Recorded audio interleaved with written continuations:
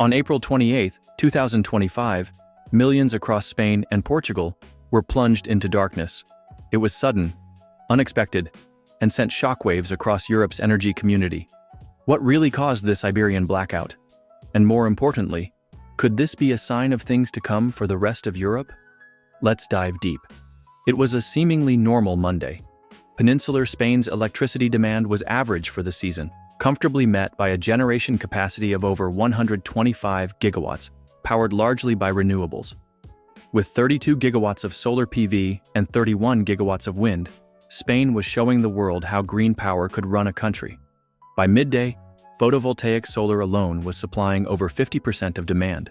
Nuclear plants, operating at half capacity due to low energy prices, were still online.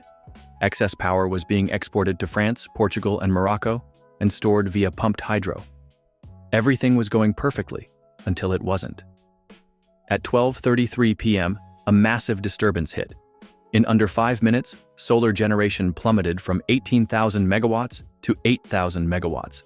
Nuclear plants automatically shut down due to overload signals. Hydropower maxed out its regulation capacity.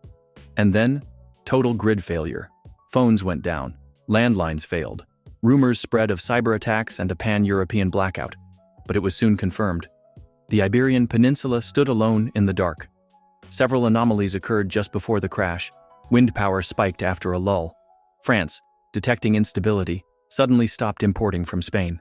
Then solar PV units, especially in the southwest, tripped offline, possibly due to automated safety protocols. But the deeper issue was synchronization. A stable grid needs sources that maintain 50 Hz frequency. That's usually done by baseload plants like nuclear and gas. On that day, Spain had almost none. And while solar and wind are powerful, they don't naturally stabilize grid frequency. Add in only 60 megawatts of battery storage capacity and weak interconnection to France, and the grid simply couldn't absorb the shock. The result? Blackout. So what went wrong? Here's a breakdown. 1. Over-reliance on variable renewables. Solar and wind are fantastic, but without enough grid stabilization, they can destabilize frequency. 2. Low battery storage capacity. Just 60 megawatts in Spain versus 5.6 gigawatts in the UK and 26 gigawatts in the US. 3. Limited interconnectivity. Weak links to France meant Spain couldn't stabilize using the EU grid. 4. Reduced baseload support. Nuclear ran at half strength due to pricing issues and gas was not ramped up. 5. Automated system failures. Solar disconnections appeared to be system-triggered and widespread. 6. Politicized grid management. REE, while state-controlled, is led by political appointees. Technical leadership has been questioned. Even Prime Minister Sanchez blamed private operators and downplayed nuclear's role in stability, reflecting a deeper politicization. Fixing the grid isn't just about more renewables, it's about smarter integration. Here's what experts suggest. Massive investment in battery storage. Spain must scale up from 60 megawatts to gigawatt levels. Strengthen interconnectivity.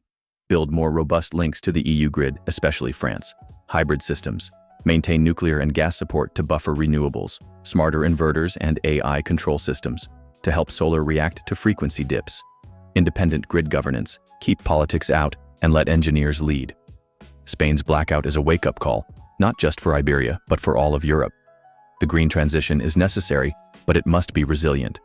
Without the right storage, grid balance, and political will, we risk turning clean energy into chaotic energy. Let's build smarter, not just greener. If you found this breakdown helpful, hit that like button, subscribe for more clean energy insights, and let us know in the comments. How should Spain strengthen its grid before the next crisis hits?